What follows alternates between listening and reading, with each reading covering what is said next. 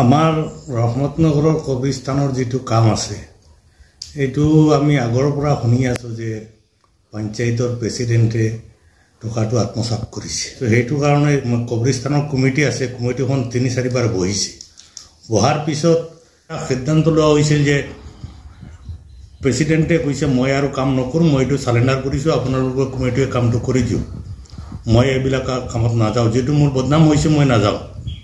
তেতিয়া আমি কমিটিৰ মানুহ ৰাইজে ধৰি তাক প্ৰেচিডেণ্টক অনুৰোধ কৰিছোঁ যে আপুনি হেৰি কৰিব, অফিচিয়েল কামটো আপুনি কৰি দিব আৰু ইয়াৰ যিমান কাম বাকী থাকে মাটি চাটিৰ কাম যিবিলাক আছে এইবিলাক আমি কৰিম, কৰি এজন ছেক্ৰেটাৰীৰ হাতত হিচাপটো দিম আৰু কাম শেষ হোৱাৰ পিছত আপুনি আপোনাৰ যিটো পইচা খৰচ হ'ব এইটো আপুনি লৈ ল'ব, যিটো বাকী আছে আৰু কামটো কৰি দিয়ক।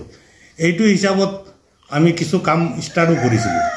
কৰাৰ পিছত এতিয়া এই কিছু মানুহ আছে আপোনাৰ ফেচবুকক কৈ থাকে যে পঞ্চায়তৰ প্ৰেচিডেণ্টে টকাটো মাৰি খাই দিছে। মই এটা কথা ক'ব বিচাৰিছোঁ, যিবিলাক ভাই ককাইয়ে ভাতিজা ভাগিনবিলাকে ফেচবুক চলায়, আপোনালোকে বিষয়টো ভালকৈ জানি শুনি এজন মানুহৰ ওচৰত বদনাম কৰিব লাগে। যিটো বিষয়ে আপোনালোকৰ অৱগত নহয় সেইটো কথা কৈ লাভ নাই। এইবিলাক বদনাম কৰি পেলাই আমাৰ কামত বিৰাট অসুবিধা হয়। অফিচৰ পালেও আমাৰ প্ৰেচিডেণ্টে বা যিকোনো মানুহে যিজনে কাম আনিব তাৰ ওপৰত এটা হেঁচা আহে যে আপুনি কামটো কৰা নাই। সেইটো কাৰণে মোৰ জনামতে আমাৰ পঞ্চায়তৰ কবৰস্থানৰ কোনো কামত দুৰ্নীতি হোৱা নাই, চব টিকেটাকে হৈছে। আৰু কোনোবা মানুহে দেখাব পাৰিলে তাক চেলেঞ্জ কৰিছোঁ, আহক সমূহত আহি বহি দেখাই দিয়ক। আমি ৰাইজ 3 বাৰ বহিছোঁ, বহি পেলাই প্ৰেচিডেণ্টৰ পৰা একো পোৱা নাই। প্ৰেচিডেণ্টৰ 2 লাখ টকা বাকী থাকিছে, এইটো আমালোকে দিবলগীয়া হৈছে। যিহেতু আপুনি এখন পঞ্চায়তৰে সভাপতি আছিল, প্ৰাক্তন সভাপতি, সেই ক্ষেত্ৰত কি ক'ব? আপোনাৰ পঞ্চায়তত দুৰ্নীতিৰ অভিযোগ উঠিছে।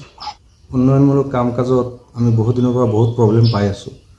কিছুমান কি ক'ম আৰু দালালৰূপী মানুহ আছে, ইহঁতে বিভিন্ন ধৰণৰ হেঁচা প্ৰয়োগ কৰিছে আমাৰ পৰা, কিবা আশা কৰি কিবা পইচা পাতি ল'বৰ কাৰণে। লেণ্ড ডেভেলপমেণ্ট এট নগৰ বুৰিয়াল গ্ৰাউণ্ডৰ কথা যিটো আহিছে, কামটো হৈছে 19,98,000 টকাৰ এজ পাৰ এষ্টিমেটেড এমাউণ্ট।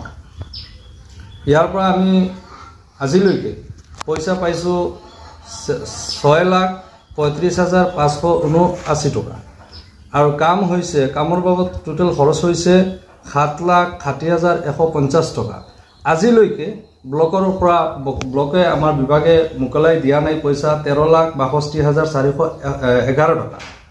এতিয়া ইয়াতে কিছুমান মানুহে আমাৰ বদনাম কৰিবৰ কাৰণে বিভিন্ন ধৰণৰ ষড়যন্ত্ৰ কৰি আছে। গতিকে এই যিটো কাম হৈছে ইয়াতে কোনো ধৰণৰ দুৰ্নীতি হোৱা নাই। এতিয়ালৈকে কামটো অনগয়িং হৈ আছে। যেতিয়া এই কেইদিনমান আগতে মই শুনা পাইছোঁ যে এনেকুৱা মানে কবৰস্থানৰ পইচাটো কিবা কমপ্লিটলি উঠি গৈছে, কোনোবাই কৈছে আৰু মইতো বস্তুটো প্ৰথম অৱগত নাছিলোঁ। পিছত যেতিয়া অৱগত হৈছোঁ মই কমিটিক কৈছোঁ যে মই কাম নকৰোঁ, মই চালেণ্ডাৰ। বোলে কিয়? বোলে 19,98,000 2,000 কম 20 লাখ টকাৰ কামত আজিলৈকে, তেতিয়া আৰু আজিলৈকে মই টকা ব্লকৰ পৰা পাইছোঁ 5,31,000 চামথিং, 5,31,000 টকা পাইছোঁ। তাতে 19,98,000 টকা কেনেকুৱা মই উঠালোঁ? এইটোতো অন ৰেকৰ্ড, এইবোৰ কোনোবাই মুখেৰে ক'ব আৰু হৈ যাব তেনেকুৱা নহয়। এইবোৰতো অনলাইন ৰেকৰ্ড থাকে। ব্লকত কোনোবাই যদি কমপ্লেইন দিয়ে, কমপ্লিট বস্তুটো পাই যাব। মিছামিছি মোৰ ওপৰত বদনাম দি আছে। মোক মানে ইলেকশ্যনত মোক বদনাম কৰিবৰ কাৰণে বিভিন্ন ধৰণৰ সিহঁতে ষড়যন্ত্ৰ মানে ৰচিছে।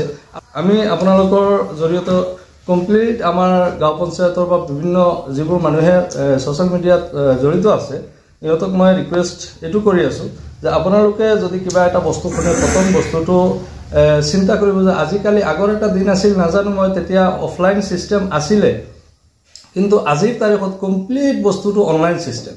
এতিয়া অনলাইনত আজিৰ তাৰিখত যদি 2 টকা এটা চেংচন হয়, সেই টকাটো দেখা যায় যে আমাৰ পঞ্চায়তত 2 টকা এটা চেংচন হৈছে।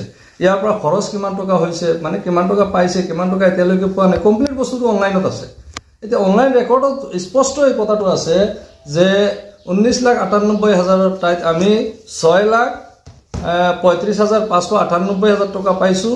কমিটি বহাৰ পিছত 5,31,000 আছিলে। মই যেতিয়া চাৰেণ্ডাৰ হৈছোঁ, কমিটিয়ে কৈছে নাই আপুনি আমাৰ ৰাজহুৱা কামত কিবা যদি শুনা পায়, এইবোৰ দালালে কিবা কিবি কৈ আছে, ক'বলৈ দিয়ক, আপুনি কামখিনি আমাৰ কমপ্লিট কৰি দিয়ক, আমাৰ কামখিনি যেনেকুৱা হ'ব লাগে তেনেকুৱা কৰি দিয়ক। মই ইয়াৰ পিছতো কৈছোঁ নাই আপোনালোকে এটা কমিটি বনাই দিয়ক মোক, যে এই কমিটিটোৱে ইয়াতে মাটি কেনেকুৱা পেলাব, কিমান টকাৰ মাটি পেলাব, কোন ধৰণৰ কাম কৰিব, সিহঁতে ডিচাইড কৰিব। মানে এই কবৰিষ্ট বুৰিয়েল গ্ৰাউণ্ডৰ যিটো কমিটিয়ে ডিচাইড কৰিব কেনেকুৱা কি হ'ব লাগে। এতিয়া ইমানখিনি হোৱাৰ পিছত আকৌ 5,31,000 পিছত এই বাকী যিটো 6,35,000 আজিলৈকে হৈছে, এইকেইদিন আগত ডিমাণ্ড হৈছে, দুটা ডিমাণ্ড হোৱাৰ পিছত আজিৰ তাৰিখত 6,35,000 টকা মানে ব্লকৰ পৰা মোকলাই দিয়া হৈছে, বাকী পইচাটো মোকলাই দিয়া নাই।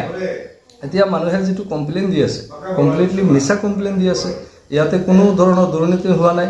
যদি দুৰ্নীতি হৈছে আমাক ডাইৰেক্ট কওক, আমাৰ লগত বহক যে এই কামটোত দুৰ্নীতি হৈছে। যদি এনেকুৱা আপোনালোকে প্ৰমাণ হিচাপত দেখাব পাৰে, তেতিয়াহ'লে মই ৰাজ্যক লৈ, আপোনালোকক লৈ কেনেকুৱা এইটো সলভ কৰিব লাগে, মই 100% সলভ কৰিম, মই আপোনালোকৰ লগত। এইটো ৰাজনৈতিক ষড়যন্ত্ৰ হয়, এইটো কোনো ধৰণৰ দুৰ্নীতি হোৱা নাই। আৰু যদি হৈছে তেতিয়াহ'লে মোক কওক না, মইতো ইয়াৰে মানুহ, মইতো ইয়াতে আছোঁ, মোক দেখাই দিয়ক বোলে আপুনি এই কামটোত দুৰ্নীতি কৰিছে। কোনো ধৰণৰ দুৰ্নীতি হোৱা নাই, এইটো কমপ্লিটলি ৰাজনৈতিক ষড়যন্ত্ৰ চলি আছে।